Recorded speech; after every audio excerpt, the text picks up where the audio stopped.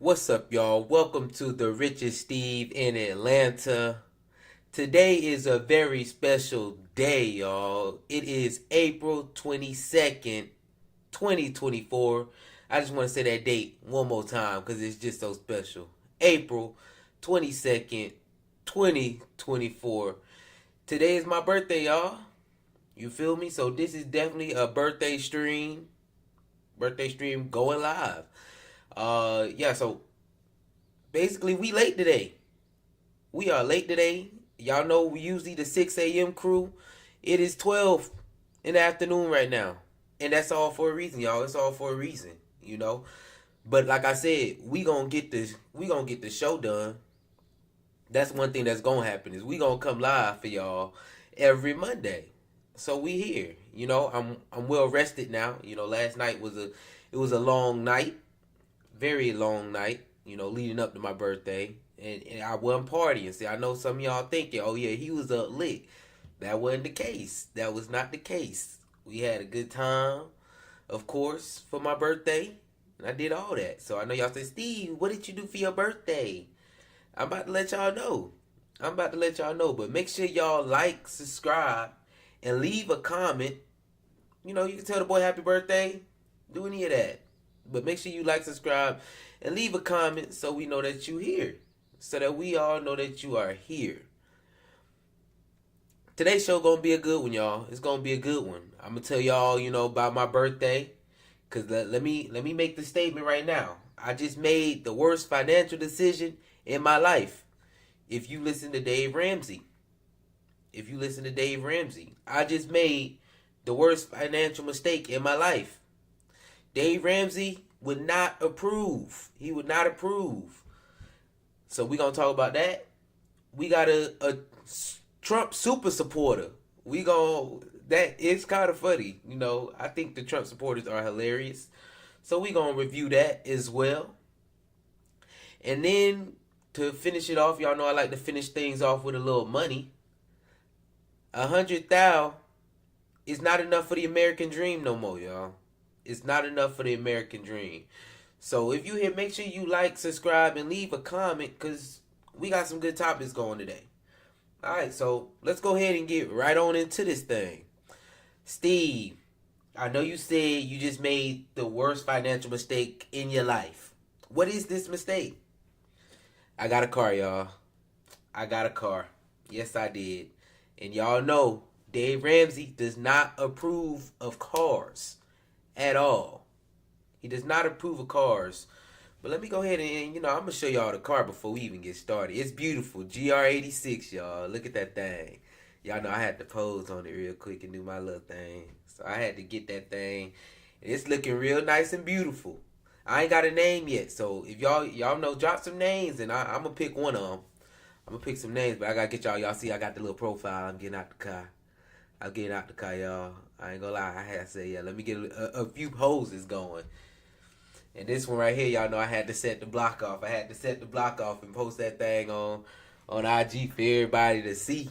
You feel me? Do the thing. Yeah, y'all, but the worst financial decision I've made in my life, according to Dave Ramsey. So, why did I even get a car? Y'all, my transmission blew out at the beginning of January. It just blew out. But y'all know I had so much going on in my life. It was just like, okay, we gonna make it happen. So I've been asking for rides everywhere to work. I've been using my mom's car. I've been using my brother's car. Then I left. Y'all know I went out the country. So that's why I just ain't been in a rush to get a car. I left the country, did all that. Then by the time I got back, it's like, okay, now it's time to get a car.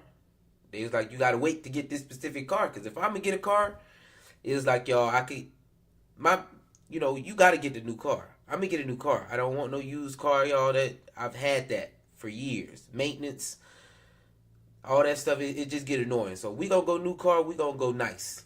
GR86. Let's go. So we got that.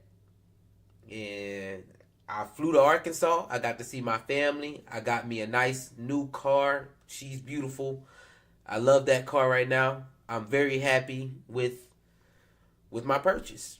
I ain't gonna lie. And see, this is what y'all gonna say, Steve, it's the worst financial decision you made in your life. Why? The richest Steve in Atlanta, you've been paying off debt. You've been doing all this stuff. 26. Year 26 for me. Year 26. That's how old I am, y'all. 26. It's all about balance. It's all about balance. When I was 25, y'all know I've been on this student loan debt journey for probably about 3 years now. I'm going to be done with that actually in August, September. So that's one of the biggest reasons why I can afford the car. I can afford the car. So I'm going to go ahead and get it. But when Biden had said he was going to forgive the student loans, y'all, I was happy. I was jumping up and down. Y'all go back and look at the videos. I was singing songs, doing flips, dancing around, happy. When it did not happen, I crashed, y'all. I was so sad. That's probably one of the saddest times in my life for like two months. It wasn't just because of that. There's some other stuff going on in my life. I was sad. But when I'm looking through it, I told myself, you have got to just, slow down, bring it back in, and stick to your plan because things take time. Things take time, and we are going to enjoy ourselves on this process. Like this process, it shouldn't be on your way to wealth. It shouldn't be a struggle process. Especially, I'm only 26. I have a lot of life ahead of me, but a lot of life is not promised to me at the same time. So 2026 is all about balance, y'all. Balance. And what helped me get to balance for my year 26 is I was riding the Uber, y'all. Like I said, my car was out. So I had to ride to an Uber to get somewhere. And there was a guy in the car. We was having a good conversation. Y'all make sure y'all talk to y'all Uber drivers. I don't know what it is. They be having stuff, they talk about. But I asked them, all right, man, I'm about to turn 26. All this stuff going on. What is one advice that you would give me? He said, he thought about it. He said, okay, yeah. He said, balance. He said, everything, you have to find balance. There will be things that's bad, things that's good in your life, but as long as you have balance, that's what works out. And that's what I said. I said, oh yeah, that was a message to me specifically. I feel like it was a message to me, balance. Because I usually go too hard on one side or something. You go too hard on one side, you burn yourself out. Too hard on the other side, you're not doing enough. So finding balance. And that's what I'm doing right now. I'm finding balance. So I will not be following Dave Ramsey's, beans and rice, rice and beans. 100%. I will not be following that because I want to enjoy the fruits of my labor while I'm still here. And like I said, life is not promised at all. Now, Steve, does that mean that you're just abandoning everything that you live for? 10% first. Like, come on, man. No. All that stuff is already set up. Like I said, I do more than 10% first. I do about 25% off the top to paying off my student debt, to going into stocks, to going into my retirement, my Roth, and all that stuff. So, it's going to set it up. Also, like I said, I stay at home. Technically, I stay at home. It's a little sweet deal. My family owns some property, so I get to stay there. And the rent, of course, is low as all get out because all I'm paying is for the mortgage that was owed. And on top of that, I even have a roommate. So a lot of the stuff I tell y'all, I follow already. I follow that already. And so this year is going to be about balance because I want to be able to enjoy the fruits of my labor and continue doing all that stuff. Like I said, the richest Steve in Atlanta, the hopes is still alive. The dream is still here. All that stuff, that's not going nowhere. And that is a promise. That is for sure a promise.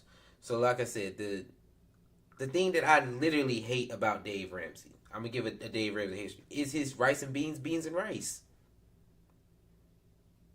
Is rice and beans, beans and rice. I just don't. Life is not promised. And the money cannot go with you. I've just known so many people at a young age pass away. It's a very sad thing. But like I said, for me, if that was to happen, I would still be happy with this purchase at the end of the day.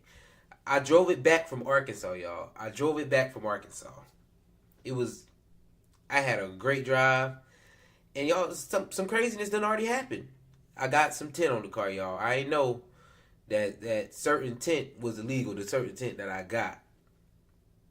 And the officer then gave me a ticket already.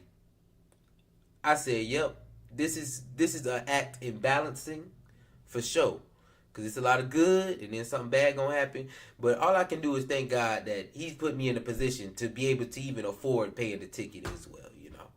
At least, you know, I can pay the ticket. And who knows? Later on down the road, I seen an accident. That could have been me if I didn't get pulled over. It could have been me if I didn't pull over. That's all. So things happen for a reason. And yeah, I know y'all say how much it costs.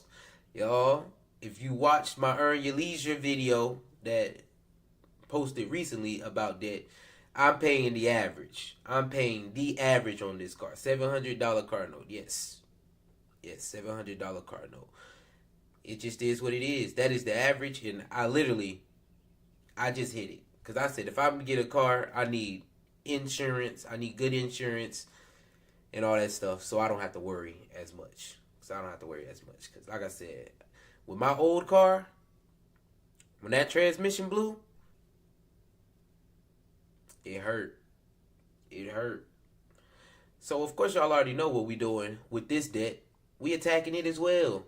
We rolling straight into, we just gonna keep on attacking our stuff.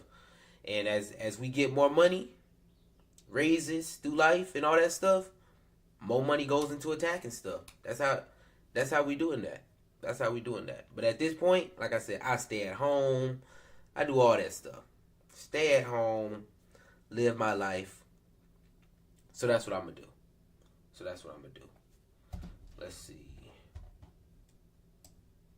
Yeah. So if you with me, we gonna move on to the next topic. Let me look at the car one more time, y'all. Let me look at it one more time. Let y'all look at me and my car looking. We looking good. You feel me?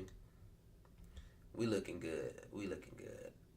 Yeah. So if y'all with us, make sure you like, subscribe, and leave a comment. Let me know y'all here. I said we in this thing. It's my birthday, so I'm extra happy. I've been getting some love today, y'all. A lot of love and care from everybody. I know one thing that hits me. A lot of people has actually been messaging me this year for my birthday. I love that. I feel like, you know, you done spent time out your day to message me. It makes me feel special. It definitely makes me feel special. So I appreciate everybody who's giving happy birthday love to me, you know, and doing all that. Now, you know, like, subscribe, and leave a comment for my birthday, and we even more happy. All right, y'all. So let's move right on into the next topic, the first real official topic of today. We got a super Trump supporter in the building. Super Trump supporter. I'm talking about, and yes, he is an American of the African diaspora. I know y'all like that. That's what I get from Dr. Umar.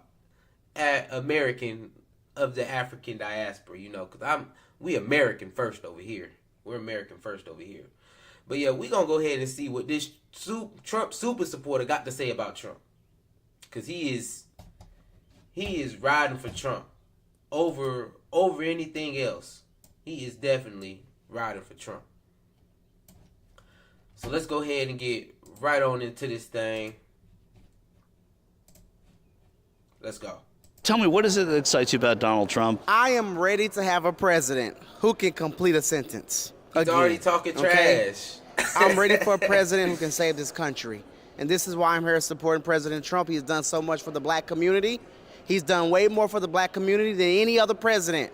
Can you elaborate on that a little bit? What did he do? Yeah. Oh, we're going to be here all day. Okay, first of all, when President Trump was in office, black home ownership was up over 30%.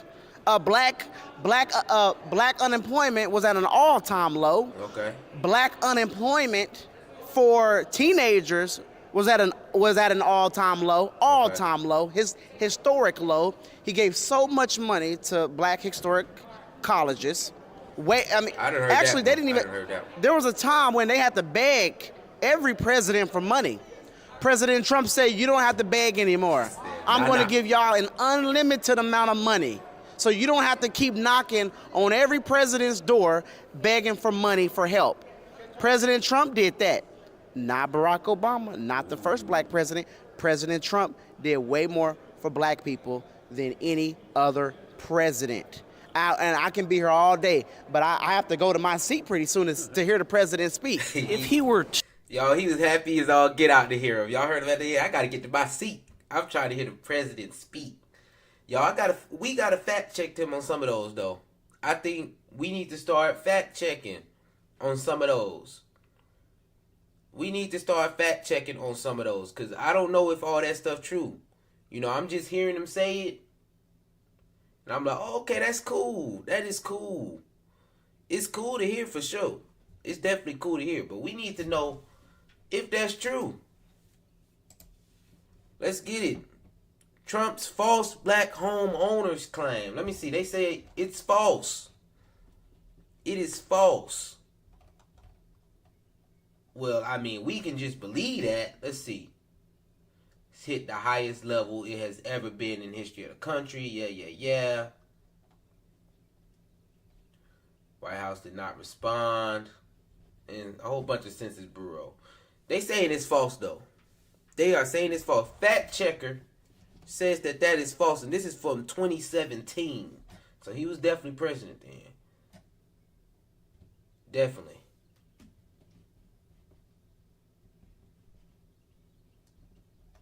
But they saying it's false. We just gonna go with that and ride. So the black ownership supposedly is false. I don't know all the way. Let's see which one this is, because we like I said, we fact checking. Okay, giving that money to historically black colleges. Now I know that it's twisted. It's a little twisted. Yes, like I said, he exaggerated it a little bit. He definitely exaggerated it a little bit. So basically, he just extended it. Y'all don't have to come back and beg. So yes, he did do that. I think this is true. They can say it's exaggerated. It's true though. He definitely extended they don't have to come back and ask every year. It's automatic. But they say he kind of gave just the same amount. So they unhappy that they get it every year, but it's just the same amount. He can say it though. I think that means that he can put that on his credentials. He can definitely put that on his credentials. And last but not least, we have black unemployment. They saying he spins the facts. He's spinning the fact. So yes, black unemployment was at its all-time lowest during President Trump. But there's a reason why. It was already trending downward. As you see, we've been trending downward for a long time. Trending downward. So he spun the facts. Yes, it was the lowest, but it was already trending down. So it's like, what can we say? He done spent a lot of the facts, but when the facts come up spun, it's like, they true though.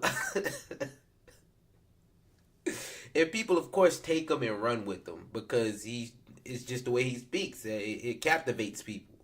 So when he does these liners that's captivating, yeah, he maybe spent it in his favor, which anybody would. Let's be real. If any unemployment's lowest than yours, even if it's been trending down for 50 years, you're going to say, well, mine was lower. So 2 out of 3 of these are true. 2 out of 3 are true. That's from Fact Checker. So if you in them comments, I don't know what to say. To you. To lose again, what would that mean for Black America? What would that mean for South Carolina? Well, if President Trump, I mean, to lose again. What would it mean for you to? Well, actually, what it would mean for America, I think America will be doomed. Look at what's going on in this country. We are losing our country right now. This country is literally in shambles. People don't feel it right now, but if President Trump does not win in November, I believe America is headed toward a depression. I think America will. I don't think I will recognize this country anymore. I'm starting not to recognize America anymore. We don't have leadership in this country. We don't have anybody, and we don't have a leader who cares about the American people who put us first.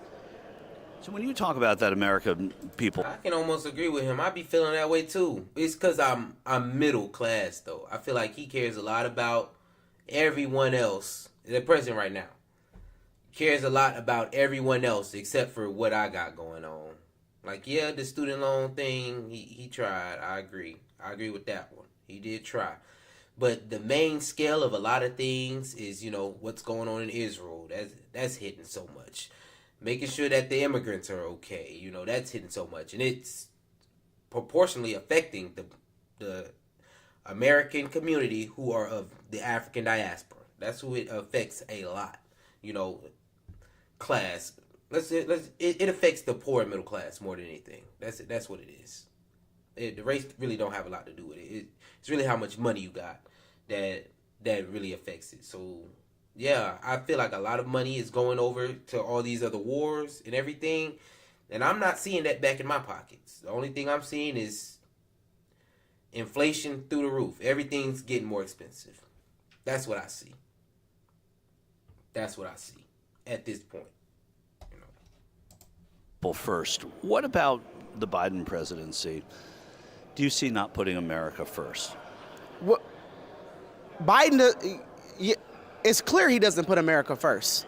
Like, what has he done since he's been in office besides eat ice cream cones? Besides mumble? Besides have a hard time reading a teleprompter? Besides having a hard time trying to complete a sentence? He can't even complete a sentence.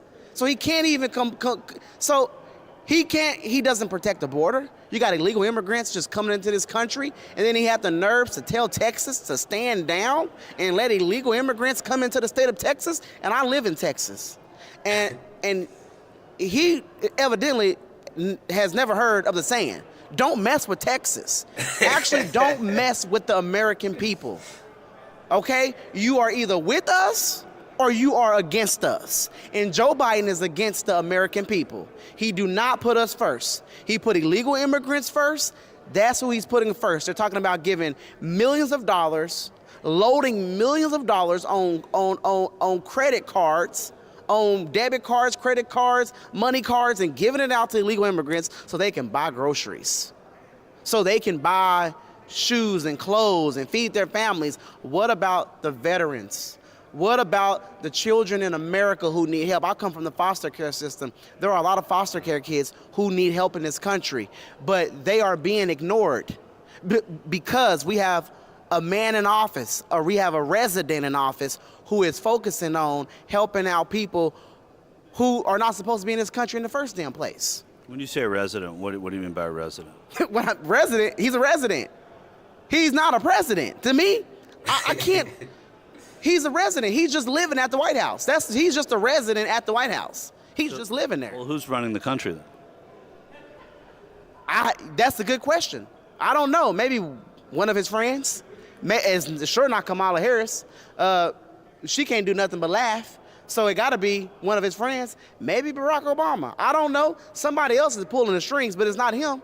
Former President. I'm telling y'all. See, this is how a lot of Americans just feel. He can be a super fan. He can do all that. But a lot of Americans definitely feel the way he did. He started it out talking the regular talk that they always say about Biden. Because that's how it feels to regular people.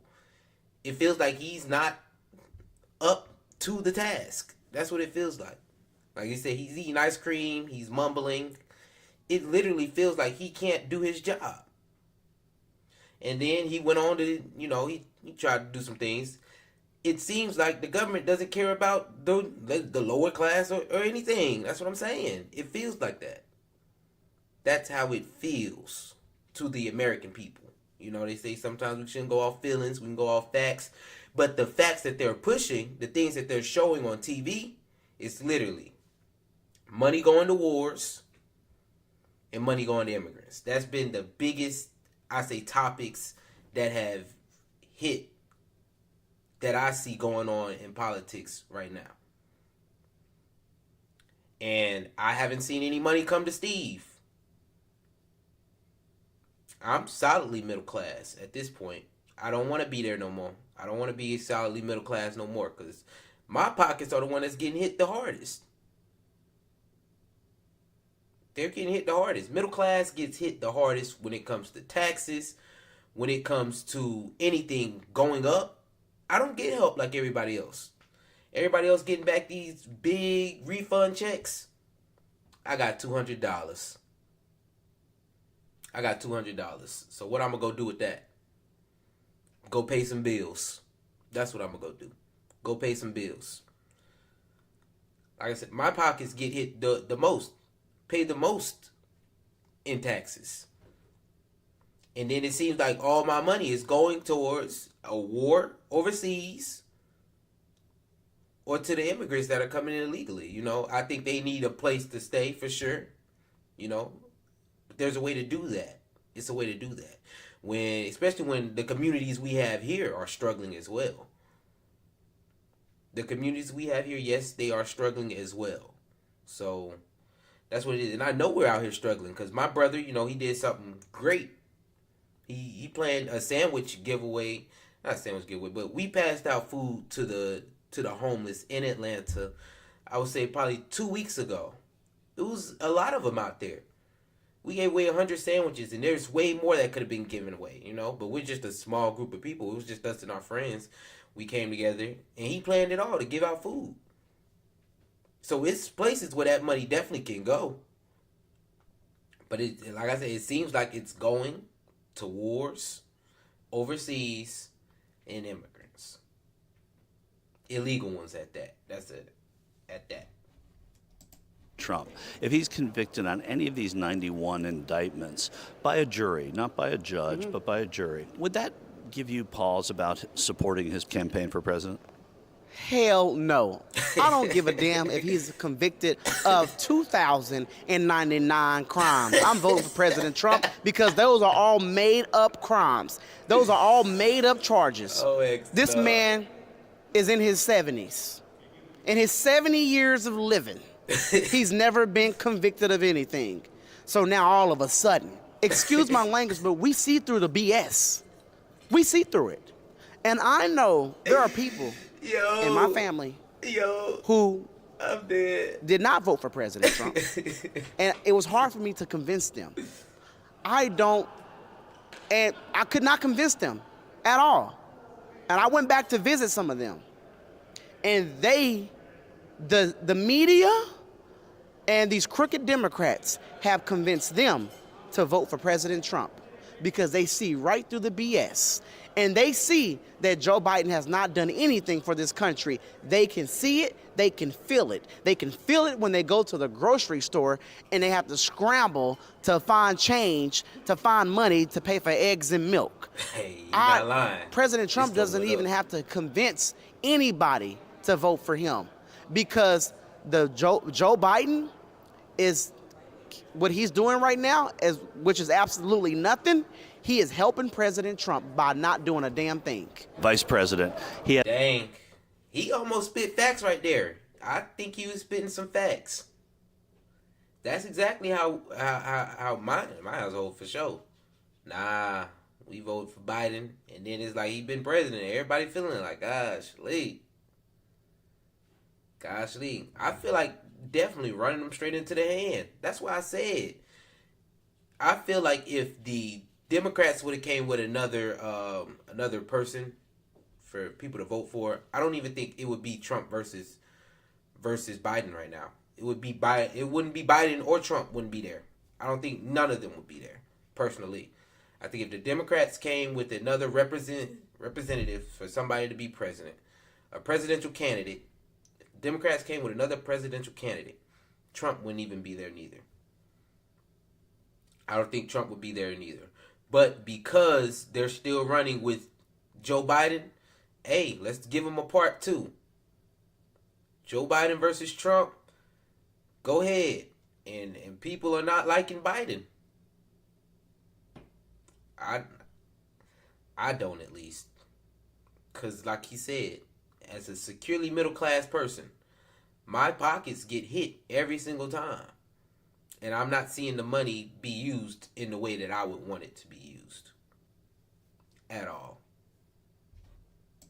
He has a short list out now. Vivek Ramaswamy, Tim Scott, Ron DeSantis, Tulsi Gabbard, a former Democrat, Byron Donalds, congressman from Florida. Is there one that you like among that group? Well, speaking of short lists, we might offend the short community by saying short list, okay? Well, that's what he's calling it. We don't want to offend the short community. He is wrong. But, he is wrong. I don't know. I will trust that he chooses the right person. I will trust that anybody he chooses, I'm all on board. The short list, there's some great names on there. Fan. I mean, Dr. Ben Carson is great. Brian Donalds is great. Vivek, he's great. Is there anything that he could do in your estimation? See, I would have to do some research on all of them. But I know Vivek because I watched him. He was trying to run. He was trying to be the candidate.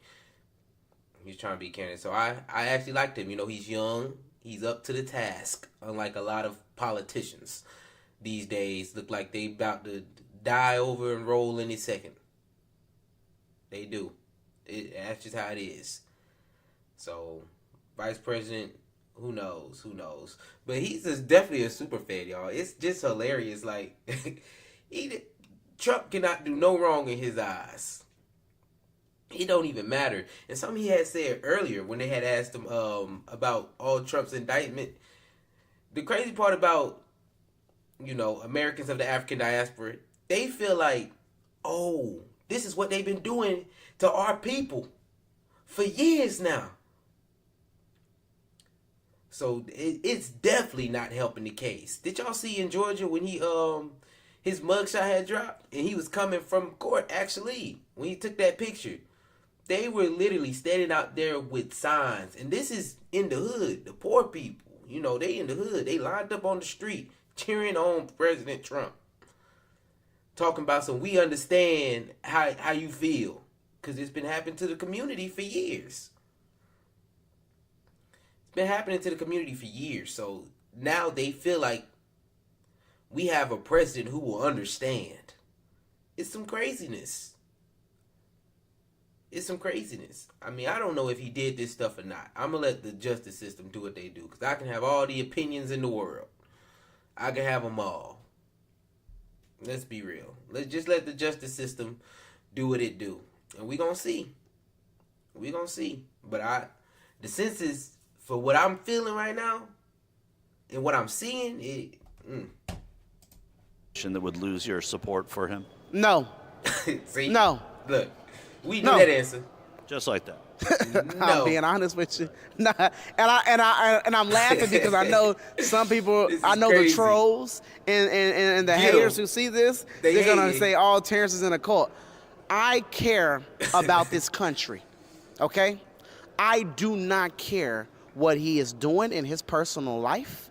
I don't care about any of that. I care about this country being saved. So there's literally nothing he can do for me. Listen, nothing at all. There's nothing. I can't think of one thing. Trump can go into Walgreens right now and steal some stuff, and I'll still vote for him. Because one thing he's going to do is save this country, okay? Now, I would ask him to return what he stole from Walgreens. And after you do that, get back to saving this country.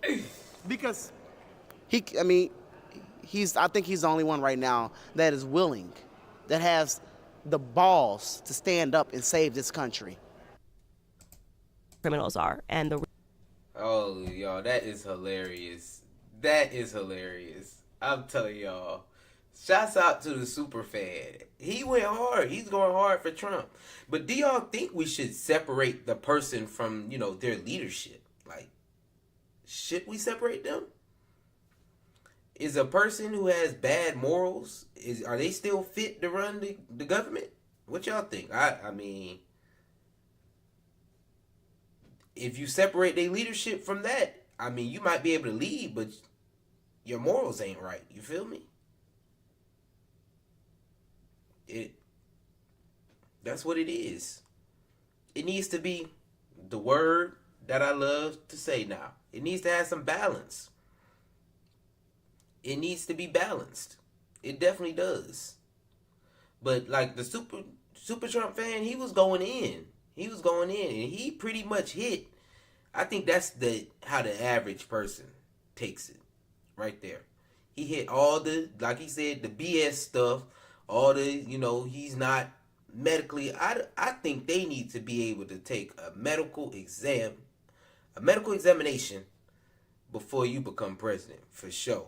Because this is a shame. The way he went out there and performed, it was not a performance, I'm talking about Biden.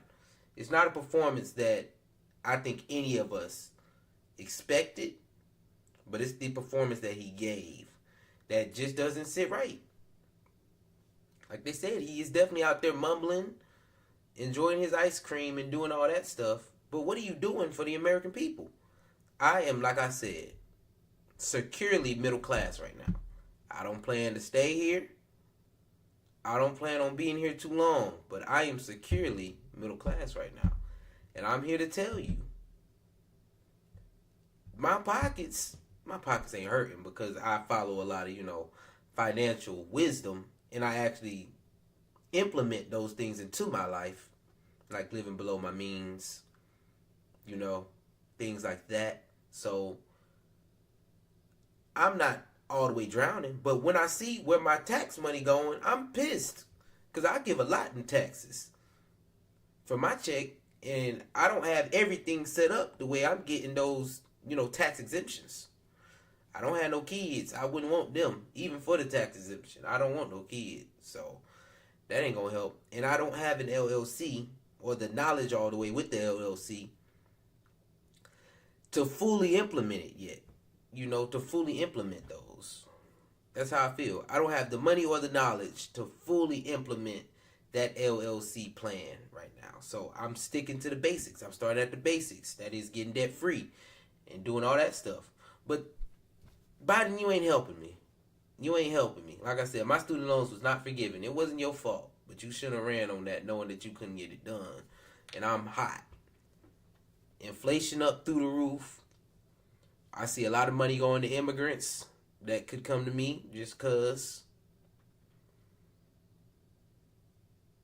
And it don't gotta go to me. It can go to my community. I don't see it going to my community neither.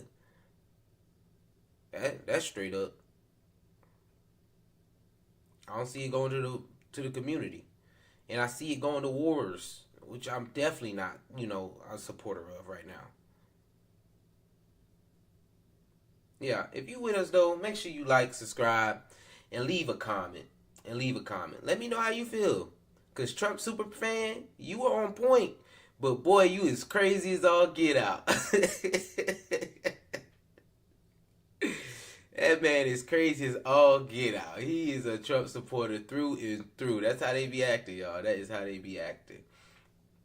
We gonna move on right into the last topic of the day, y'all. Last topic of the day. And this is why 100,000 is not enough for the American dream no more. It's not enough for the American dream no more. And this is, like I said, the money aspect. It is crazy that it is not enough to live off of. It's just not. Or to have your full American dream.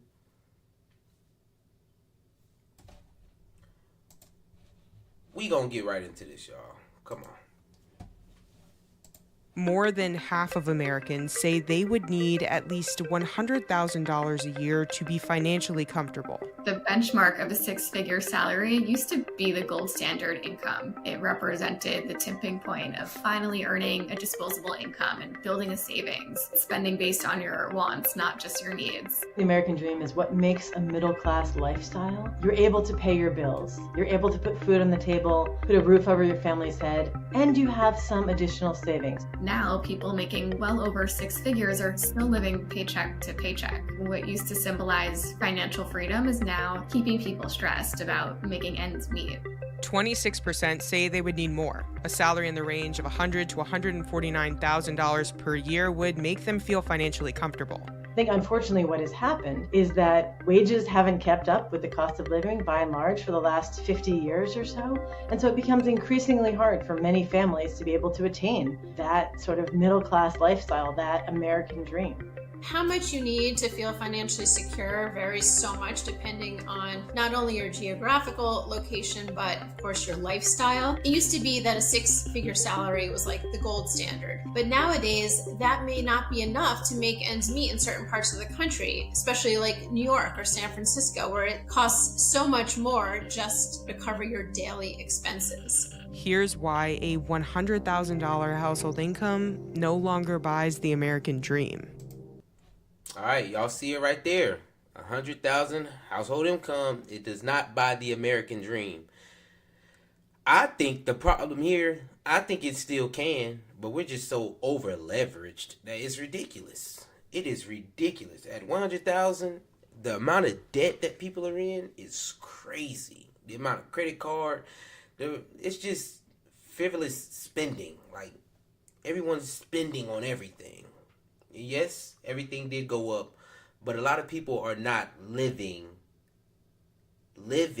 for sure in $100,000 lifestyle. They're living a lifestyle that's severely above that. Severely above that. And that's why they're saying, yeah, I need more.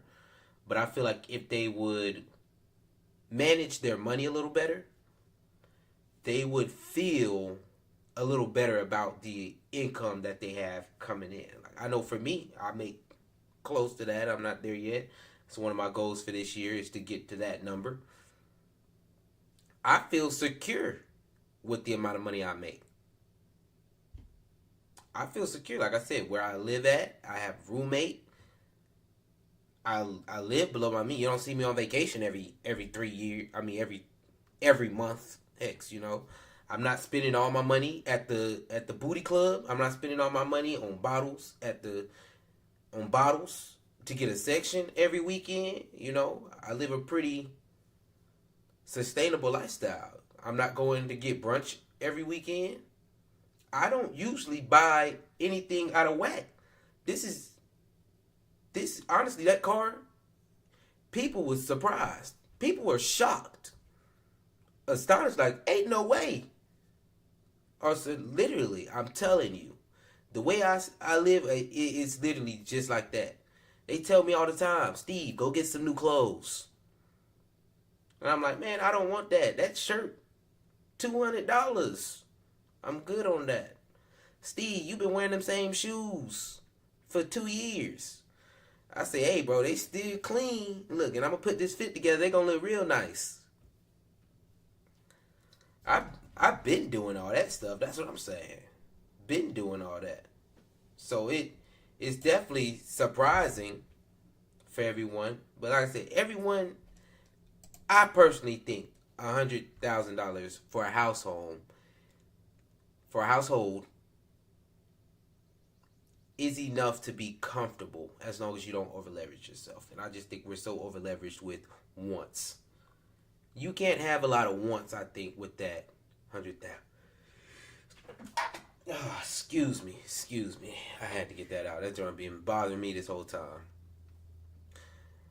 You can't have a lot of wants, and I think that's what the American dream comes down to is being able to have your wants whenever. But let's go ahead and get right on into this. Why $100,000 household income can't buy you the American dream. Go Banking Rates analyzed how much a family of 2 adults and 2 children would need in each state to own a home, a car, and a pet. as well as have an additional 20% of their income for savings and 30% for discretionary spending. The core of what the American dream means is some amount of economic security, that you feel like you can get by and do a bit better. Maybe do better than your parents, maybe be able to afford a house, certainly be able to save for your children's future. All 50 states require more than a $100,000 annual income, with 38 states needing more than $140,000. The most affordable states, Mississippi, Arkansas, and Kentucky, need between $109,000 and $117,000. The median income for a household of 4 people in each of those states in 2022 was between $71,000 and $87,000. Hawaii, California, and Massachusetts are the most expensive. Each requires an annual income of more than $240,000. The median income for a family of 4 in those 3 states in 2022 fell at least $94,000 short of what's required for the American dream. A different analysis from EPI found that in about 80% of the country, a family of 4 can afford their basic needs on less than $100,000 per year. Those include things such as housing, food, transportation, healthcare, childcare, taxes, and a few other basic necessities. It doesn't take into account anything extra. Hold on, let's look back at this. No, I'm gonna finish. I'm gonna let them finish. It's really just putting food on the table, putting a roof over your head, getting health care for your family. And so you're not saving for a rainy day if something happens to somebody or if they lose their job. So there's no extra in there for retirement, for kids' college. Those are the kinds of things that many people want to save for. Those are the many things that people consider a part of the American dream. Only about 3% of those counties have a median income higher than the basic cost of living.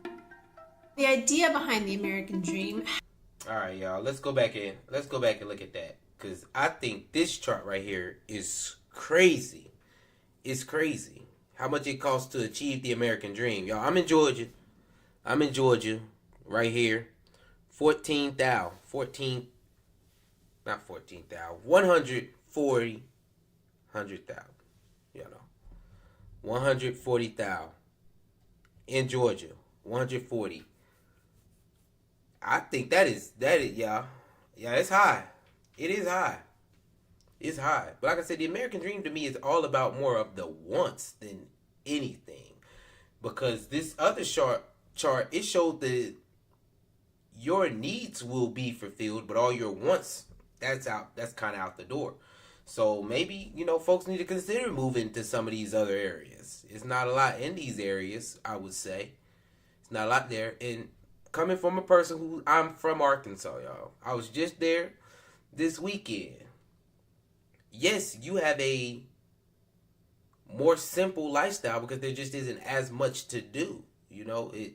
That just is what it is. Once you go to places where it's cheaper to live, there is going to be less to do. And people, judge their happiness over what all they can get, what all they can do, and all that extra stuff, But if you needed to live and you want to live a comfortable life, you have options.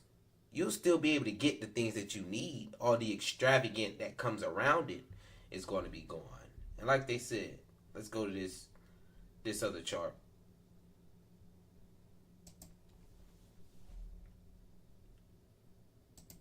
These states, they show, you can, most places, you really can afford your basic needs.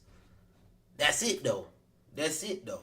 You can afford your basic needs. That's it. That's all you can afford is your basic needs. Because your wants, it costs a little bit more to get that. So the American dream at 100,000, it's looking kind of, it's slim to none at 100,000. A lot of us, we got to get our money up.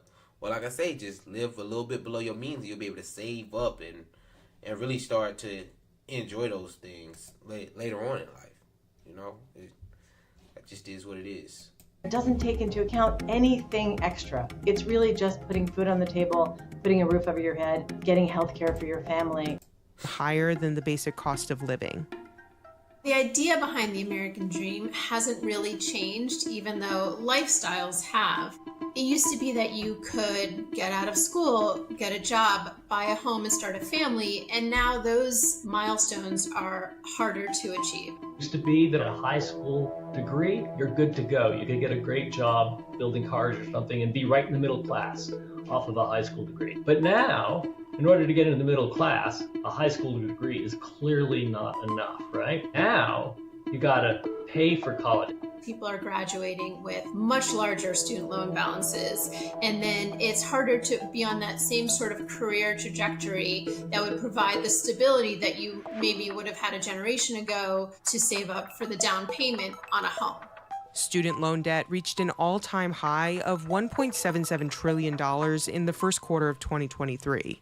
This can have a ripple effect, especially when entire generations are starting their adulthoods with thousands of dollars in debt. So when we think about the kinds of investments you want to make for your children, the cost of college has gone up a lot faster than overall inflation. So trying to make those investments on a smaller and smaller paycheck compared to the cost of living can be very difficult and almost impossible. And so the kinds of debt that young people can rack up going to college gets larger and larger, and your ability to then make ends meet yourself, be able to buy a car, be able to move out of your parents' house, those things become much more difficult over time. The American dream typically is people owning property and having children, but that's becoming largely inaccessible for many people. And even those who have attained these things are finding themselves managing every dollar coming in and out just to stay afloat. So that trade-off is underlying the new cost of the American dream. Millennials and Gen Zers still want to buy homes despite feeling like they can't afford it. 62% of younger millennials and 63% of Gen Zers still say owning a home is part of the American dream. 66% of U.S. renters surveyed say rising prices leave them feeling hopeless about ever owning a home. 72% of respondents say they can't afford the down payment. 17% of all homebuyers said that saving for the down payment was the most difficult task in the buying process, and 52% said student loan debt delayed their ability to save. The typical first-time homebuyer in 2022 had a household income of $95,900. Nationally, a prospective homebuyer would need a nearly $110,000 salary to afford the principal, interest, taxes, and insurance payments on a median price home. But the median household income in the United States in 2022 was a little under $75,000. If you're born into a nice neighborhood in which your parents have lots of wealth and lots of income, your chances of doing well are vastly improved. And part of that's home ownership. Collectively, Americans owe 1.1. All right, so we got to digest that, starting with student loan debt. Student loan debt is definitely something that we take on, but I feel like if you pick the right degree, you're going to be fine. You're going to be fine with that. Like I said, I've been paying mine off pretty easily, with monthly installments and living a great life at the same time. I haven't had to live on rice and beans. I live below my means so that I'm able to pay that off. So, like I said, it's a lot to deal with what you put in. And then they went on to say everything just costs more. Home prices, people don't make enough. Say rising prices leave them feeling hopeless about ever owning a home. 72% of respondents say they can't afford the down payment. 17% of all homebuyers said that saving for the down payment was the most difficult task in the buying process. I don't think it's the most difficult task. It's a process. It's a long process. That's why I said time, being patient, and just letting that stuff stack up. And 52% said student loan debt delayed their ability to save. In these days, I'm not hearing that. Unless you're actually going to pay off your student loan debt. Like most people they're not paying nothing into those student loan debt. Most people. The typical first-time homebuyer in 2022 had a household income of $95,000. Yeah, the thing with this, the rise in consumer debt, people have a rise in consumer debt because everyone's over leveraged on everything. Buying stuff that you want instead of, you gotta sometimes find the balance in things, y'all. Find the balance. Because once you implement these good practices into your lifestyle, it becomes easy to do things like save money, pay off debt. I've been, like I said, constantly just chugging at it, and it works. It's leaving. It takes time. Everybody wants everything right now. Right now. I need it right now. And need to learn to live by the practice of delayed gratification. You know, you put all that work, it'll feel way better in the end. You put in that time and that patience to actually see the things that you put in place come to fruition. But the problem is we want everything now. So what you go do is you go spend all this money going shopping and you put it on a credit card. You put your vacation on a credit card. And now next thing you know, now you got 5 credit cards with bills that got to be paid, and you're over leveraged talking about I can't live my American dream lifestyle because I have so much money going out into everything else. When you're constantly in this cycle of paying with things with credit cards with money that you don't have and that you really can't afford. That is what it is. That is what it is. Go to school. Once you go to school, get a degree that actually will help you. All degrees are not made even. I don't want to say that. I don't want to hurt feelings, but all degrees are not made even. And then put in money practices that would actually work. I can tell you salary ranges, crazy salary ranges. Teachers paying off student debt. Engineers paying off student debt. Doctors paying off student debt. It's literally the money practices that you put, the practices that you put into play. The systems that you put into play. And once you get them greased up and keep them going, you might have to oil them up every now and then, but they're going to keep chugging along. People don't want to follow the money systems that are already placed for them to get to their American dream eventually. They want that American dream now. And it's just not something that you can have right now. It's just not something that you can have right now. Collectively, Americans owe $1.13 trillion on their credit cards. Inflation, it's eroding people's purchasing power. It's reducing their ability to save for their future or invest in these long-term goals. So that loss of financial stability can create a sense of powerlessness and insecurity and contribute to feelings of uncertainty and vulnerability. It can really impact people's self-esteem, their resilience, their overall psychological health. Economists have suggested that debt growth became a substitution for income growth. More than a quarter of Americans said that they are doom spending or spending money despite economic concerns. Literally. There's also this idea that young adults are feeling more discouraged in their own financial standing. So in that way, they're less inclined to even save for long-term goals and more likely to just live in the moment. It's just sort of that mentality, like you only live once, I may not buy a home anyway, so let's take that trip or let's go to that event, whether it's a Taylor Swift concert or other big ticket item. 73% of Gen Zers say the current economy makes it difficult to set up long-term goals. And it's not just about revenge spending. It's just about wanting to enjoy life and make the most of what you have, even if you can't necessarily buy that home or, you're not starting a family just yet and you really want to, feel good about yourself in the moment.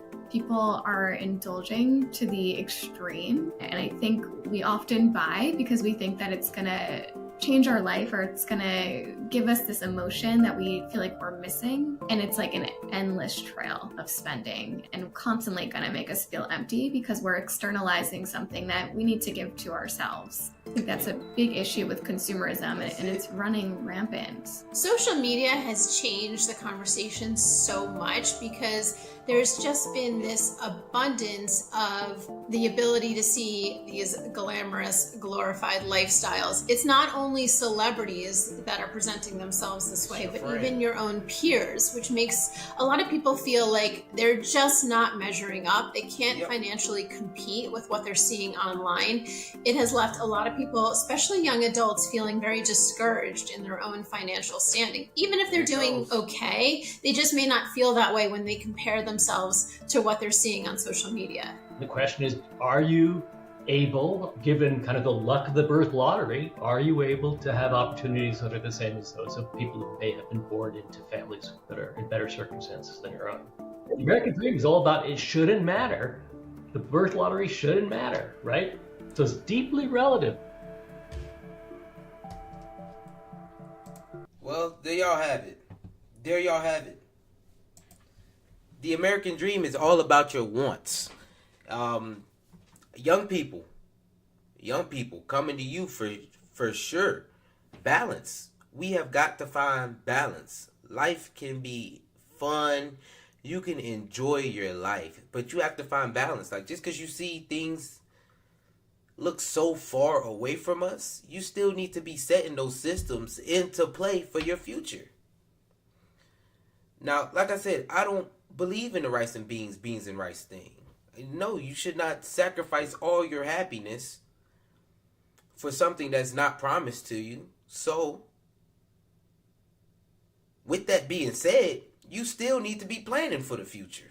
That's just point blank, period. Just because you don't see that it's possible doesn't mean that it won't happen. But if you're not going towards it, it won't happen at all. It's not going to happen at all. In social media, it's all so fake. It's all so fake because you don't see what's going on behind the scenes. You don't see what's going on behind the scenes. People see Steve, for example. Oh, he gets to travel. He gets to do all this and that. Y'all think that I'm traveling, living the luxury life all the time that I'm there. I'm there to work. If I'm traveling, I'm working. So when you see, it might be I go out one day. The rest of the time I'm there, I'm working hard. Then all that time, I may be going 3 weeks, a month at a time. I'm away from family. There are events that I'm missing. All this stuff. I sacrifice a lot to do that. The living conditions, I'm not living in 5-star hotels like everybody just thinks, you know. Now, yes, there's things that come with it, but there's takeaway as well. Social media is so fake. You may see your friend go on a vacation. You don't know how long they had to save up for that or what they sacrificed to go to those pearly white sand beaches to go see what they're doing. And then they might be on that vacation, the pictures you taking, they not doing nothing else. They're not going to spend money on nothing else. So is that trip might not be up to what you think is all going on. Social media is so fake. It's so fake.